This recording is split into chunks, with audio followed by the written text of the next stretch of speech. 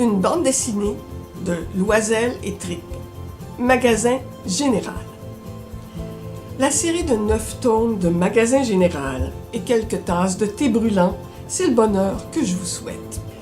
L'appétit des Québécois pour la saga familiale, le petit village avec son maire, son curé, ses bigotes, les hommes au chantier, les mères de nombreux enfants, l'idiot du village et une ribambelle d'artisans, eh bien cet appétit sera bien servi avec cette BD-là. Nous sommes en 1926, l'époux de Marie vient de décéder et Marie se retrouve toute seule avec la responsabilité de leur magasin général. Elle vit son deuil en continuant de travailler, de rendre service et d'approvisionner son magasin avec son vieux camion. Et puis un jour, en route pour un autre village, elle tombe sur un motocycliste qui a été surpris par la toute première neige.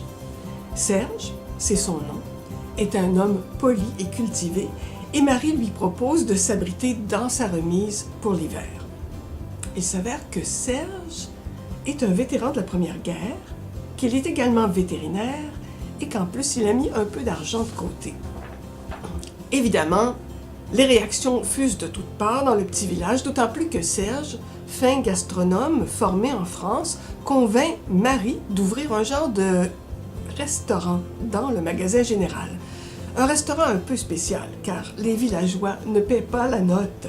Ils sont invités par Chef Serge à faire des découvertes culinaires dont ils n'ont littéralement jamais rêvé. À partir de là, les villageois et leurs idées vivent des petits remous et des grosses bousculades, mais les antagonismes ne virent pas au tragique. Ils prennent plutôt le chemin de l'ouverture et de l'amitié. Magasin Général, c'est agréable, c'est charmant et c'est inspirant. Tellement inspirant que ces personnages seront bientôt incarnés au cinéma.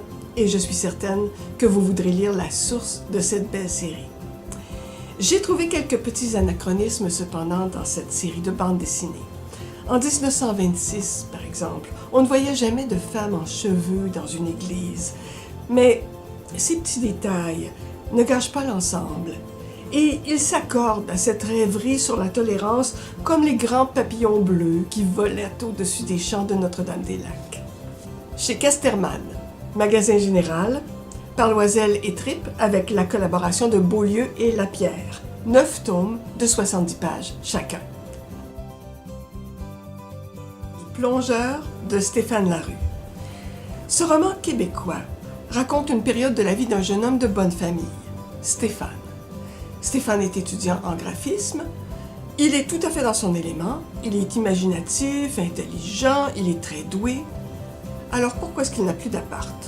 Pourquoi est-ce qu'il doit de l'argent à tout le monde? Pourquoi est-ce qu'il néglige ses études et qu'il ment sans arrêt? Eh bien parce qu'il est accro au vidéopoker et qu'en 2002-2003, c'est des machines comme celle-là, on en trouvait partout. Stéphane Larue puise dans son expérience personnelle pour relater cet épisode qui date quand même d'une quinzaine d'années. Le roman coule comme un fleuve de mots. Et Larue serait un très bon raconteur, quelle que serait sa langue. Celle qu'il utilise est carrément et désespérément du franglais. Mais elle est magnifique, elle est prenante, elle est envoûtante, et son écriture ne dessert que trop bien le sujet de sa compulsion. Le fil dramatique. Stéphane n'a plus d'argent à cause du jeu. Il empoche une grosse avance pour un contrat de pochette de CD et tout le long du roman, il va courir se fracasser sur la date butoir sans livrer la marchandise. Il trouve un job dans un resto, il emprunte, il joue tout cet argent et bien sûr, il perd. Bref, le plongeur se noie dans une quête incessante d'argent. Mais pendant qu'il s'enfonce, heureusement pour lui, une galerie de bonnes personnes veille sur lui. Des gens bien, de bonne famille aussi, et d'autres qui sont autant enfoncés que lui, comme Bébert, par exemple, qui a une longue et terrible expérience de tout.